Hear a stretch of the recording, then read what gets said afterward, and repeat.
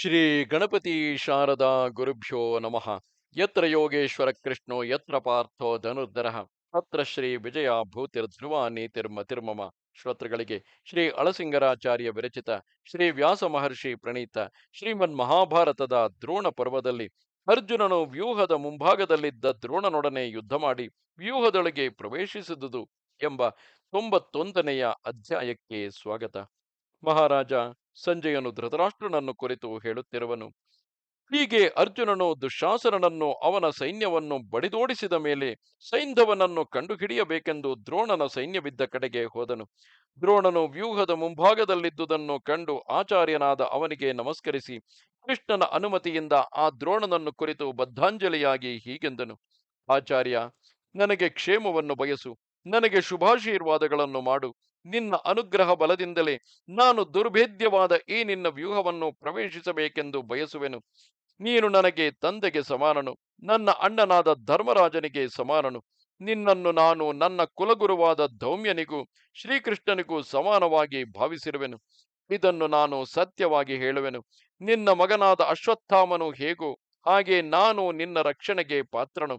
ನಿನ್ನ ಅನುಗ್ರಹದಿಂದಲೇ ನಾನು ಆ ಸೈಂಧವನನ್ನು ಕಂಡುಹಿಡಿದು ಕೊಲ್ಲಬೇಕಾಗಿದೆ. ಓ ಪ್ರಭು, ನನ್ನ ಪ್ರತಿಜ್ಞೆಯನ್ನು ಪಾಲಿಸು ಎಂದನು.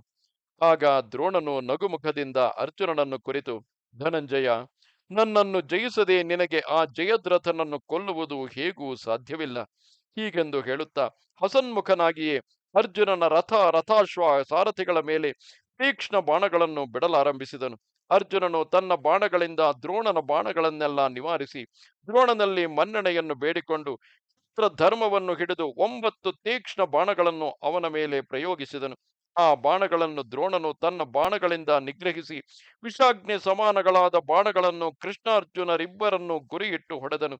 ಇಷ್ಟರಲ್ಲಿ ಅರ್ಜುನನು ತನ್ನ ಆಚಾರ್ಯನ ಬಿಲ್ಲನ್ನು ತುಂಡು ಮಾಡಿಬಿಡಬೇಕೆಂದು ಯೋಚಿಸುತ್ತಿರುವಷ್ಟರಲ್ಲಿಯೇ ದ್ರೋಣನು ತನ್ನ ಬಾಣಗಳಿಂದ ಅರ್ಜುನನ ಬಿಲ್ಲಿನ ನಾಣನ್ನು ಕತ್ತರಿಸಿ ಅವನ ಕುದುರೆಗಳನ್ನು, ಧ್ವಜವನ್ನು, ಸಾರಥಿಯನ್ನು, ಅರ್ಜುನನನ್ನು ಬೇರೆ ಬೇರೆಯಾಗಿ ಹೊಡೆದನು.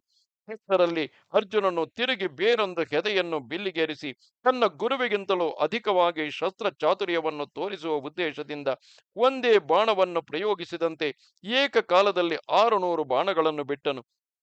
ಅದರ ಹಿಂದೆಯೇ ಕ್ರಮವಾಗಿ 700, 1000, 10,000 ಬಾಣಗಳನ್ನು ಮೇಲೆ ಮೇಲೆ ಪ್ರಯೋಗಿಸಿ ದ್ರೋಣನ ಸೈನ್ಯವನ್ನೆಲ್ಲ ಚದುರಿಸುತ್ತಿದ್ದನು. ಅರ್ಜುನನ ಬಾಣಗಳಿಂದ ಶತ್ರು ಸೈನ್ಯದ ಗಜ ತುರಗ ಪದಾತಿಗಳು ಅಸಂಖ್ಯೇಯವಾಗಿ ಸತ್ತು ಬಿದ್ದವು.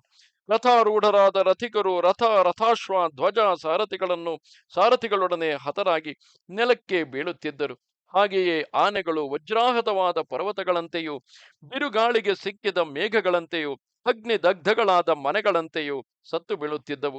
ಸಾವಿರಾರು ಕುದುರೆಗಳು ಹಿಮಾಲಯದಿಂದ ಜಲಪ್ರವಾಹದಲ್ಲಿ ಕೊಚ್ಚಿ ಬೀಳುವ ಹಂಸಗಳಂತೆ ಕೆಳಗೆ ಬಿದ್ದವು. ಪ್ರಳಯ ಕಾಲದ ಸೂರ್ಯ ರಶ್ಮಿಗಳಂತೆ ತೀವ್ರವಾದ ಅರ್ಜುನನ ಬಾಣಗಳಿಂದ ಹೀಗೆ ಚತುರಂಗಗಳೆಲ್ಲವೂ ಹತವಾಗಿ ನದಿ ಪ್ರವಾಹಗಳಂತೆ ಉರುಳುತ್ತಿದ್ದವು.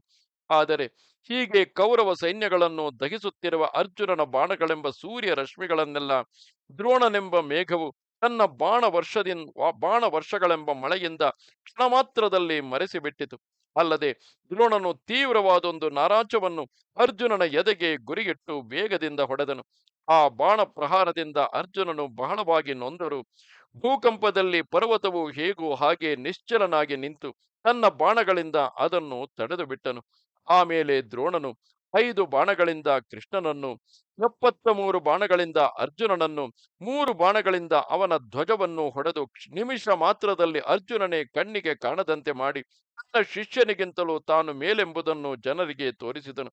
ಆಗ ದ್ರೋಣನ ಕೈಯಲ್ಲಿದ್ದ ಮಂಡಲಾಕಾರವಾದ ಧನುಸ್ಸು, ಅವನಿಂದ ಪ್ರಯೋಗಿಸಲ್ಪಟ್ಟ ಬಾಣಗಳು ಇಷ್ಟು ಮಾತ್ರವೇ ಕಣ್ಣಿಗೆ ಕಾಣುತ್ತಿದ್ದವೇ ಹೊರತು ಅವನ ಶರಸಂಧಾನ ಪ್ರಯೋಗಾದಿಗಳೊಂದು ಯಾರ ಕಣ್ಣಿಗೂ ಬೀಳುತ್ತಿರಲಿಲ್ಲ. ಆ ದ್ರೋಣನ ಬಾಣಗಳು ಕೃಷ್ಣಾರ್ಜುನರಿಬ್ಬರನ್ನು ಮರೆಸಿಬಿಟ್ಟವು. ದ್ರೋಣನು ವೃದ್ಧನಾಗಿ ಅರ್ಜುನನು ಇನ್ನೂ ತರುಣನಾಗಿದ್ದರೂ ಕೂಡ ಅರ್ಜುನನು ಅವನ ಬಾಣಗಳನ್ನು ಅತಿಕ್ರಮಿಸಲಾರದೆ ಹೋದುದು ಜನರಿಗೆ ಆಶ್ಚರ್ಯವನ್ನುಂಟು ಮಾಡಿತು. ದ್ರೋಣನ ಈ ಅದ್ಭುತ ಪರಾಕ್ರಮವನ್ನು ನೋಡಿ ಶ್ರೀಕೃಷ್ಣನ ಮನಸ್ಸಿಗೆ ಚಿಂತೆ ಹುಟ್ಟಿತು. ಸಮುದ್ರವು ವೇಲೆಯನ್ನು ಹೇಗೋ ಹಾಗೆ ಅರ್ಜುನನು ದ್ರೋಣನ ಆರ್ಭಟವನ್ನು ಅಡಗಿಸಲಾರದೆ ಚಿಂತಾಕುಲನಾಗಿರುವುದನ್ನು ನೋಡಿ ಕೃಷ್ಣನು ಅರ್ಜುನನನ್ನು ಕುರಿತು, ಅರ್ಜುನ, ಅರ್ಜುನ, ಓ ಮಹಾಬಾಹು, ಇನ್ನು ನಾವು ಇಲ್ಲಿಯೇ ಕಾಲವನ್ನು ಕಳೆಯುತ್ತಿರಬಾರದು. ಈ ಬ್ರಾಹ್ಮಣನು ನಿರಾಯಾಸವಾಗಿ ನಮ್ಮನ್ನು ಬಾಧಿಸುತ್ತಿರುವನು. ಸದ್ಯಕ್ಕೆ ಇವನನ್ನು ಬಿಟ್ಟು ಮುಂದೆ ಹೋಗುವೆವು ಎಂದನು. ಅದಕ್ಕೆ ಅರ್ಜುನನು, ವಾಸುದೇವ, ನಿನ್ನ ಇಷ್ಟದಂತೆಯೇ ಆಗಲಿ ಎಂದು ಸಮ್ಮತಿಸಿ ತನ್ನ ಗುರುವಾದ ದ್ರೋಣನನ್ನು ಪ್ರದಕ್ಷಿಣವಾಗಿ ಸುತ್ತಿಕೊಂಡು ತನ್ನ ಮಾರ್ಗಕ್ಕೆ ತಡೆಯಿಲ್ಲದಂತೆ ಆ ದ್ರೋಣನನ್ನು ದಾಟಿಕೊಂಡು ಮುಂದೆ ಹೋದನು.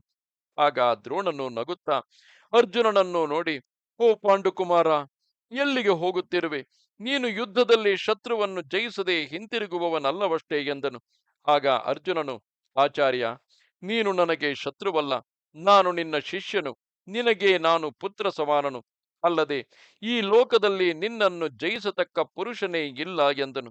ಹೀಗೆಂದು ಹೇಳುತ್ತಾ ಅರ್ಜುನನು ಆ ಜಯದ್ರಥನನ್ನು ಹುಡುಕುವ ಆತುರದಿಂದ ಅತಿವೇಗವಾಗಿ ಸೈನ್ಯವನ್ನು ಭೇದಿಸಿಕೊಂಡು ಮುಂದೆ ಮುಂದೆ ಹೊರಟನು. ಅವನಿಗೆ ಯುಧಾಮನ್ಯು, ಉತ್ತಮೋಜಸ್ಸೆಂಬ ಪಾಂಚಾಲ ರಾಜರಿಬ್ಬರು ಉಭಯ ಪಾರ್ಶ್ವದ ಚಕ್ರ ರಕ್ಷಕರಾಗಿ ಅವನೊಡನೆ ಹೊರಟರು. ಇಷ್ಟರಲ್ಲಿಯೇ ಜಯನು, ಕೃತವರ್ಮನು, ಆಂಭೋಜನು, ಶ್ರುತಾಯು ಎಂಬಿ ನಾಲ್ವರು ಬಂದು ಅರ್ಜುನನನ್ನು ತಡೆದರು. ಅವರಿಗೆ ಬೆಂಬಲವಾಗಿ 10,000 ರಥಗಳು ಹಿಂಬಾಲಿಸಿ ಬಂದವು. ಅವರಲ್ಲಿ ಅಭೀಷಾಹರು, ಶೂರಸೇನರು, ಶಿಬಿಗಳು, ವಸಾತಿಗಳು, ಮಾವೇಲಕರು, ಲುಲುತ್ಥರು, ಕೇಕಯರು, ಮದ್ರಕರು, ನಾರಾಯಣರು, ಗೋಪಾಲರು, ಕಾಂಭೋಜನೆ ಮೊದಲಾಗಿ ಅನೇಕ ರಾಜಸಮೂಹಗಳು ಸೇರಿದ್ದವು. ಹಿಂದೆ ಕರ್ಣನಿಂದ ಯುದ್ಧದಲ್ಲಿ ಜಿತರಾಗಿ ಅವನ ಕಡೆಗೆ ಸೇರಿದ ಅನೇಕ ರಾಜರು ದ್ರೋಣನನ್ನು ಮುಂದಿಟ್ಟುಕೊಂಡು ಅರ್ಜುನನಿಗೆ ಎದುರಾಗಿ ಬಂದರು. ವಧದಿಂದ ಉಂಟಾದ ಕೋಪದಿಂದ ಪ್ರಳಯ ಕಾಲದ ಮೃತ್ಯುವಿನಂತೆ ಶತ್ರುಮಧ್ಯದಲ್ಲಿ ಪ್ರವೇಶಿಸಿ ಆನೆಯು ಸಲಗ ಆನೆಯ ಸಲಗದಂತೆ ಮುಂದೆ ಬರುತ್ತಿದ್ದ ಅರ್ಜುನನನ್ನು ಅವರೆಲ್ಲರೂ ಒಂದಾಗಿ ಸೇರಿ ಬಾಣ ವರ್ಷಗಳಿಂದ ತಡೆಯುತ್ತಿದ್ದರು. ಅರ್ಜುನನಿಗೆ ಅವರೊಡನೆ ಅತಿ ಪ್ರಬಲ ಯುದ್ಧವಾಯಿತು. ಔಷಧ ಕ್ರಿಯೆಗಳು ವ್ಯಾಧಿಯನ್ನು ಹೇಗೂ ಹಾಗೆ ಅವರೆಲ್ಲರೂ ಸೇರಿ ಜಯದ್ರಥನ ವಧಕ್ಕಾಗಿ ಆತುರಗೊಂಡು ಬರುತ್ತಿದ್ದ ಅರ್ಜುನನನ್ನು ಬಹು ಪ್ರಯತ್ನದಿಂದ ತಡೆಯುತ್ತಿದ್ದರು. ಇದು 91ನೆಯ ಅಧ್ಯಾಯವು. ನಮಸ್ತೆ ಶಾರದೆ ದೇವಿ, ಕಾಶ್ಮೀರ ಪುರವಾಸಿನಿ, ತ್ವಾಮಹಂ ಪ್ರಾರ್ಥೆಯೇ ನಿತ್ಯಂ, ವಿದ್ಯಾದಾನಂಚ ದೇಹಿಮೆ. ನಮಸ್ಕಾರ.